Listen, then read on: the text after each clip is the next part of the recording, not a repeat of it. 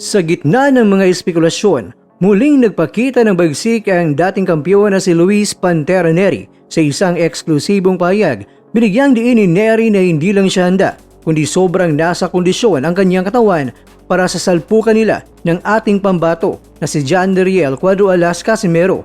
At ayon sa Mexican fighter, ang motibasyon niya ngayon ay nasa pinakamataas na antas matapos ang ilang pag-aantala. Tila mas naging gutom si Nery na patunayan na kaya niyang talunin ang isang gaya ng Cuadro Alas. Sa mga lumalabas na video sa kanyang ensayo, mapapansin ang bilis at talim ng kanyang mga suntok na nagsisilbing babala para sa kampo ng mga Pilipino.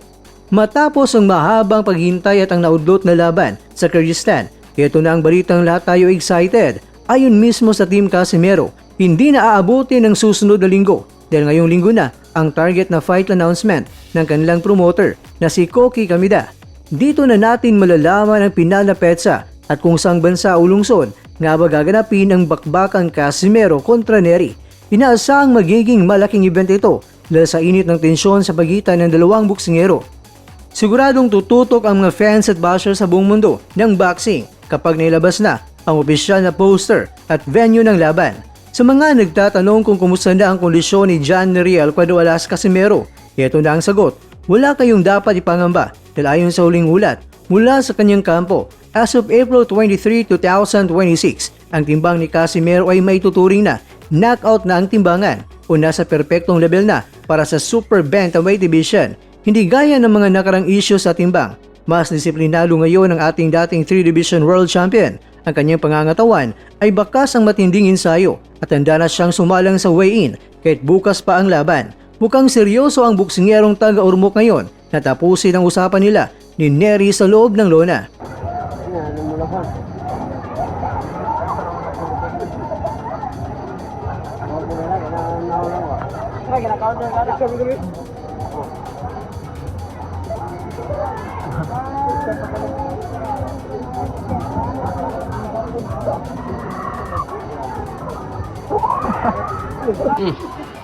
Kenapa kak? Baik po panggunan. Way cut out tadi. Kulay ng bagay. Wala matagdaog. Ako sindi. Ako sindi ya. Asa mo magsabong ro? Mga may kasabong ato. Ay, kasayang. Ugma ba na ugma? Ma. Dato, kuha na to manok na kuha. Tara, tara. Sige. Ang usapan tayo. Ha? Sabi na. Stay mo na. Samantala, hindi rin nagpapahuli sa balita si Ryan Garcia sa pagdiriwang na ikatlong anibersaryo ng kanilang unang laban. Muling nagamon si Ryan Garcia kay Gervonta Tank Davis. Matatandaang tinalo ni Davis si Garcia via knockout. Pero ngayon, naninindigan si Garcia na kailangan niya ng rematch sa patas na laban o sa even grounds. Mga kakwento, gigil si Garcia na ipakita na iba na ang kanyang level ngayon kumpara noon. Ang hamon na ito ay muling nagpaingay sa social media, lalo na't parehong malalaking pangalan ang dalawa sa lightweight at sa super lightweight divisions. Kaya naman, abangan natin kung papatulan ni Tank Davis ang panibagong hamon na ito ni King Rai at kung may kasa, makabawi na kaya itong si Garcia.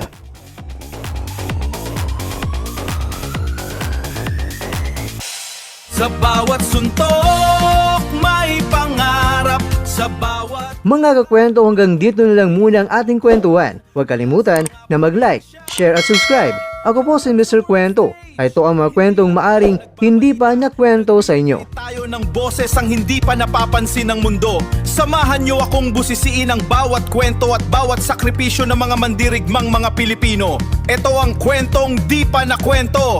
Pilipinas para sa mundo. Pilipinas para sa mundo.